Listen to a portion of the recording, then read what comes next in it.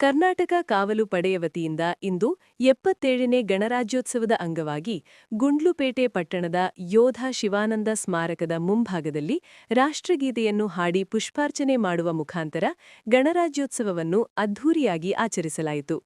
ಈ ಸಂದರ್ಭದಲ್ಲಿ ಕಾವಲು ಪಡೆಯ ತಾಲೂಕು ಅಧ್ಯಕ್ಷರಾದ ಎ. ಅಬ್ದುಲ್ ಮಾಲಿಕ್ ಮಾತನಾಡಿ, ದೇಶಕ್ಕಾಗಿ ಶ್ರಮಿಸಿದ ರಾಷ್ಟ್ರ ನಾಯಕರನ್ನು ಸ್ಮರಿಸಬೇಕೆಂದರು. 26 ದಿನಾಂಕ 26 ವರ್ಷ 26 ವಿಶೇಷವಾಗಿ 77ನೇ ಗಣರಾಜ್ಯೋತ್ಸವದ ಶುಭಾಶಯ ತಿಳಿಸುವ ಮೂಲಕ ನಮ್ಮ ರಾಷ್ಟ್ರಕ್ಕೆ ಈ ಸ್ವತಂತ್ರಕ್ಕಾಗಲಿ ಸಂವಿಧಾನ ಸಮರ್ಪಣಾ ದಿನಕ್ಕಾಗಲಿ ಎಲ್ಲದಕ್ಕೂ ಶ್ರಮಿಸಿದಂತಹ ರಾಷ್ಟ್ರ ನಾಯಕರನ್ನ ಈ ಸಂದರ್ಭದಲ್ಲಿ ನಾವು ಗೌರವಿಸುವುದು ಮತ್ತು ನೆನಪಿಸಿಕೊಳ್ಳುವಂಥದ್ದು ನಮ್ಮ ಕರ್ತವ್ಯವಾಗಿರ್ತದೆ. ಹಲವಾರು ದೇಶಗಳನ್ನು ನಾವು ಕಂಡಿದ್ದೇವೆ ದೃಶ್ಯ ಮಾಧ್ಯಮಗಳಲ್ಲಿ.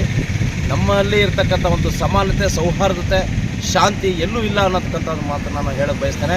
ಹಾಗಾಗಿ ನಾನು ಜಾಸ್ತಿ ಮಾತಾಡೋಕ್ಕೆ ಬಯಸ್ತಾನಿಲ್ಲ. ವಿಚಾರವಾದಿಗಳು ವಿಚಾರ ಕೊಟ್ಟಿದ್ದಾರೆ.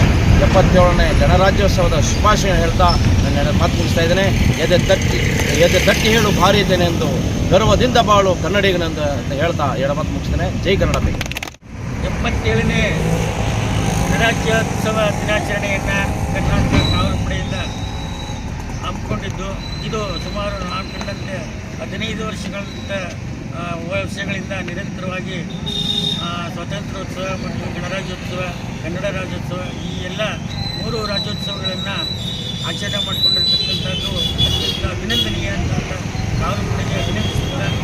ಜೊತೆಗೆ ನಮ್ಮ ಆತ್ಮೀಯರಲ್ಲಿರ್ತಕ್ಕಂಥ ಒಂದು ಜಾತಿ, ಧರ್ಮ, ಭಾಷೆ ಇದೆಲ್ಲವೂ ಭಿನ್ನವಾಗಿರ್ತಕ್ಕಂಥ ನಮ್ಮ ದೇಶದಲ್ಲಿ ಅನೇಕ ರೀತಿಯ ಭಾಷೆಗಳು, ಅನೇಕ ರೀತಿಯ ಧರ್ಮಗಳು ಇದೆಲ್ಲ ಇರ್ತಕ್ಕಂಥ ನಮ್ಮ ದೇಶದಲ್ಲಿ ನಾವೆಲ್ಲ ಇಷ್ಟು ಚೆನ್ನಾಗಿ ನಾವೆಲ್ಲ ಜೊತೆಯಲ್ಲಿ ಹೊಂದ್ಕೊಂಡಿರ್ತೀವಲ್ಲ, ಅದು ನಮ್ಮ ಈ ದೇಶದ ಒಗ್ಗಟ್ಟು, ಈ ದೇಶದ ಒಂದು ಐಕ್ಯತೆ ಅಂತ ನಾನು ಭಾವಿಸ್ತಾ, ಎಲ್ಲರೂ ಕೂಡ ನಮ್ಮ ಭವ್ಯ ಭಾರತಕ್ಕೆ ನಾಂದಿ ಹೇಳಬೇಕು.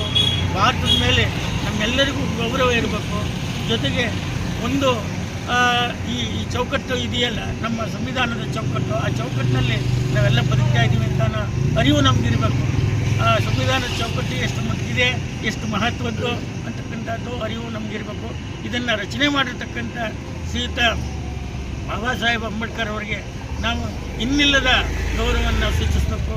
ಅವರಿಗೆ ಅವರ ಒಂದು ಹೆಸರನ್ನು ಅನುಚಾನವಾಗಿ ನಾವು ನಡೆಸ್ಕೊಂಡು ಹೋಗಬೇಕು, ಅವರ ಹೆಸರನ್ನು ಬೆಳಗಬೇಕು ಅಂತ ಹೇಳಿ ಈ ಕಾರ್ಯಕ್ರಮದ ಅವಕಾಶ ಮಾಡಿಕೊಟ್ಟಂಥ ಎಲ್ಲರಿಗೆ ಕಾವಲು ಪಡೆಗೆ ನಾನು ವಂದಿಸುತ್ತಾ ಈ 2 ಮಾತನ್ನು ಮುಕ್ತಾಯ ಮಾಡ್ತೇನೆ.